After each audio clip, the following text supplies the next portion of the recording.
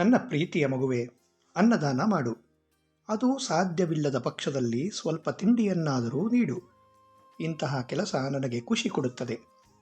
ಅಡುಗೆಯನ್ನು ಮಾಡಿದ ನಂತರ ಮೊದಲು ನನಗೆ ಪ್ರಸಾದವಾಗಿ ಅರ್ಪಿಸು. ನಿನ್ನ ಏಳಿಗೆ, ಸಮೃದ್ಧಿ, ಸುಖ ಮತ್ತು ಶಾಂತಿಯನ್ನು ಪಡೆಯುವ ಕಡೆ ಗಮನ ಹರಿಸು. ಬೇರೆಯವರು ಏನು ಮಾಡುತ್ತಾರೆ ಎಂಬುದರ ಕಡೆಗೆ ಗಮನ ಕೊಡಬೇಡ. ಏಕೆಂದರೆ ಕೆಲವು ಜನರು ಅವರು ಏನು ಮಾಡುತ್ತಿದ್ದಾರೆ ಎಂಬ ಅರಿವೇ ಅವರಿಗೆ ಇರುವುದಿಲ್ಲ ಮತ್ತು ಇದರಿಂದ ಅವರ ಮಾರ್ಗ ನಿನ್ನನ್ನು ತಪ್ಪು ದಾರಿಗೆ ಒಯ್ಯಬಹುದು. ಹಾಗಾಗಿ ನಿನ್ನ ಆದ್ಯತೆಗಳ ಪಟ್ಟಿ ಮಾಡು ಮತ್ತು ಅದಕ್ಕೆ ತಕ್ಕ ಹಾಗೆ ಕೆಲಸ ಮಾಡು.